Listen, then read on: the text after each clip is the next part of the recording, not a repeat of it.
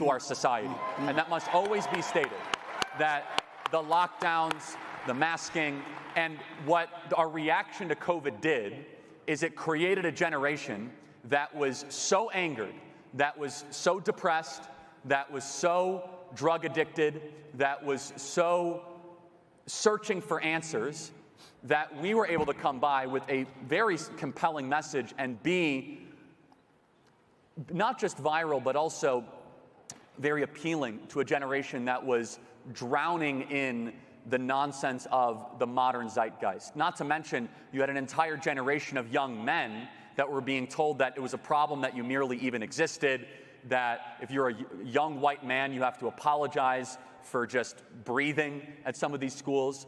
And so what we were able to do, and we're very thankful for it, was really fill that vacuum and fill that void. You didn't know, I mean, then you'd never imagine you'd have 100 million followers. No, and again, that's 100 million between Turning Point USA and Charlie. Well, whatever, dude. 100 million's 100 million. I know. I want to keep it real. I'm trying to be a little less Grant Cardone. I'm trying to just be a little bit, you know. Bro, we're on the same team, man. No, I know. I'm kidding. So, like you in backstage, you said, "Man, this guy's got a lot of energy." Do you see me as a person with a lot of energy? Oh yeah. What do I do that communicates a lot of energy? I don't know, Grant. It's just the way you are. Okay. It's God. God instilled a lot of energy in me. I have to give you a compliment, Grant. I'm giving you a hard time, of course. No, it's that when you walk into a room, there's a magnetism, there's a life force that if even 10% more of humanity had it, the world would be a much better place. It is a optimistic, problem solving. I mean that. Yeah, thanks. Thanks. No, and I only say the follower thing that I just always want to be drilled down and be accurate. But no, I never could have imagined it. Yeah. But did you ever imagine that you would have people fund $150 million? Never. No. Right. So I'm just telling the audience, so you just want to talk about in the beginning that your imagination is probably limited to the possibility. This is a very important point, that even though your imagination is limited, I could not even grasp the concept of what does it mean to cash a check from a donor. Understand, I was a recent high school graduate who did not know the difference between credit and debit, that barely knew how to open up a checking account, that all of a sudden wanted to start an organization. Like, what does that even mean, right? But in entrepreneurship, there are steps and there are sequences, and eventually you get to a place where you realize what you are doing is working, making the world a better place, and can be scaled. And you enjoy it. If those four things simultaneously can occur, then you are in the right place at the right time. That is the recipe. That if you are able to find something that you're good at and find something that you enjoy. And let me just also speak to some of you in the audience. Maybe you guys are here looking for that next passion project. I think that we actually go after our nation's youth a little bit wrong about this. We say, hey, follow your heart in everything that you do. I actually think we should tell them, follow your skill that you enjoy doing. Because, for example, there are things that I really enjoy doing that I'm not that good at. For example, I could be a college football coach. I love college football. It's one of my favorite things in the world. Not my greatest and best use. But my greatest and best use, I love politics. I love speaking. I love changing people's lives. I love the battle of ideas. But for entrepreneurs out there that might not be able to even see that horizon, understand that there are chapters and there are sequences in this kind of growth journey that you're on. Did you know back then that there was a sequence or a system? No, I will say, though, that... Are you paying attention, or are you just, like, paying attention to the mistakes? It was, honestly, the first couple of years, and this is for those of you in this stage as an entrepreneur, I hope you internalize it. This is okay, and it makes you stronger, and it makes you better. And Grant, I know you will resonate with this, is that it was all survival mode for the first 4 to 5 years. It was running one check to the other, barely making payroll. I did not pay myself a salary for the first 6 years. And that's just, by the way, I was happy to do it because I was just pouring all the money back into the organization, pouring it all back into growth. And now I could sit 13 years back and, enjoy and see what we've grown and really pick different areas that we want to continue to invest in. But I wish I would have had more people say to me, hey, when you're in that survival mode, little do you know, you're actually growing as a person and as an entrepreneur. You're not just going through a subsistence phase. Does that make sense? Yeah, 100%. And as an entrepreneur, you will become a stronger and grittier person in those chapters, in those phases. In fact, if you had to make me choose, Charlie, would you rather have a founder that went to MIT with a great idea in AI and gets a $100 million check immediately from private equity because he has a great idea?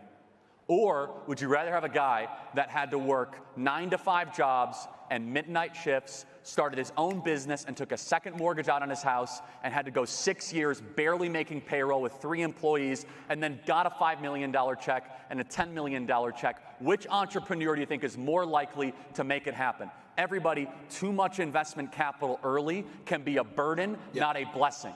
In fact, you'll be like, oh, we're going to go have the nicest office and a ton of staff. It is a recipe for disaster for entrepreneurs and early risk takers to all of a sudden be flush with capital. Being in those early stages at times can actually end up being a phenomenal upward blessing for you in the future. Yeah, so you're saying that the surplus of money,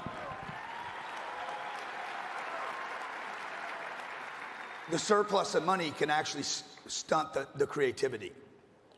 Because if you didn't have money, you're going to come up with a solution. Yes. Without spending money. Not only that, I think that I think that's right. Yeah. I would add to it, the incentive structure as an entrepreneur, I think the way that God designed us, that our best ideas and our best creativity is when it is musts, not wants. That if you have to go make payroll, and you have to go feed your family, and you have to make this business survive, and you have burned the boats, you are going to be more likely to be able to have that company be durable and anti-fragile than the company that just has Sequoia Capital come in and drop another $50 million check. Yeah, makes sense. It makes you a better and stronger entrepreneur. What do you get strong, stay broke? Well, and I will add even beyond, and I love that. I want to add another term to your vocabulary, though, everybody here.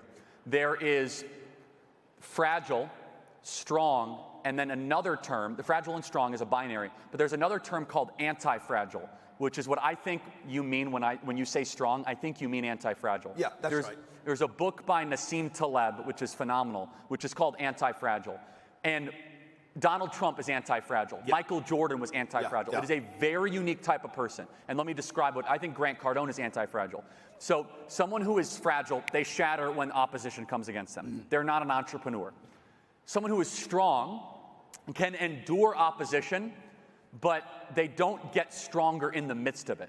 Something that is anti-fragile, love that. Actually, it is their life force the more you push against them. That is an anti-fragile organization, an anti-fragile entrepreneur, an anti-fragile creator. And it's a completely different thing than being strong. Someone that's strong survives and can withstand the storm. Someone that is anti-fragile becomes stronger after and through the storm. They convert the attacks. Bingo. The attacks actually become surplus advantages. Yeah, exactly. So that brings me to your haters, okay? Oh. Because I have a lot of haters. And most people say, I have the most haters, but I can't have the most. I know you have a lot. I think I got more. And Trump's got a lot. I mean, anybody that's got big visibility is going to have a lot. Can you just talk about, have they aided you? Have they provided you with the impetus for more creativity and more solutions and more funding? No. Well, so there's two types of haters. There's I was trying to find a nice way to say this, but I'm not going to say it. There's I can say it for you. Yeah, there's like the purple-haired jihadist on a college campus that wants to murder me and my family. Oh. I don't have those kind of haters. Yeah, I know. Those people don't bother me, whatever. See, my haters are nothing now. Yeah, exactly. They have weapons. We get death threats almost every day. That's part of the game of the space that I'm in. The other type of haters, though, are the ones that are the close proximity ones, and these are the ones I know that had some sort of relationship with me and either betrayed me or deceived me or said that I could not succeed. That is a whole different. Those actually get my attention. Yeah. Just like the random troubled person on a campus, whatever. So the obvious, I want to hurt Charlie Kirk doesn't bother you has as zero. much. In fact, yes. I actually believe that I am doing my job as a truth teller. The more that those people are trying to come and murder me. Yes. Yes. Yeah. I know that might sound crazy. No, dude. But in the world that we are in, truth telling is a signature of whether or not you are receiving hate is a signature of whether or not you're telling the truth. Right, and a sign of success. Exactly. Now, so the group you worry about is not even worry, but that draws my attention. And it's the inner circle inside. Yes, or people that suddenly started acting in a way where they compromise. You blew them up, and now they forget that. Yeah, it's something like that. Or they betrayed you internally. Sure. Do you have someone you have in mind, Grant, or something? No, I'm kidding. Oh yeah, every. No, I'm kidding. I'm Dude, I love the game. I love the game, though. I got to tell you, the game's good. I will say I'm a big Michael Jordan fan. I've mentioned him before. Michael was vicious. And this is an important thing. Yeah. Is that everyone should watch The Last Dance, Netflix, greatest. By the way, I'm from Chicago. And can we just settle this once for all? There is not even a comparison between LeBron James and Michael Jordan. It is ridiculous, okay? It is such a silly, sloppy, modern, like millennial Gen Z thing. Michael Jordan is the GOAT. No one will ever come close to him. And also, LeBron is not even on Kobe Bryant's level, okay? It goes Jordan, Kobe, Magic, and then like LeBron you could boo all you want. How about you go lose another NBA final, LeBron? Something Michael Jordan never did, okay? Anyway, 6-0 in the NBA finals. Took time to go play baseball and come back to win another 3. Okay, go complain more, LeBron. Anyway, sorry. See, these are the haters that bother me. This is one guy that I would suggest you guys not do a debate with. Especially about Michael Jordan. No, I'm kidding. No, but before you enter a battle, make sure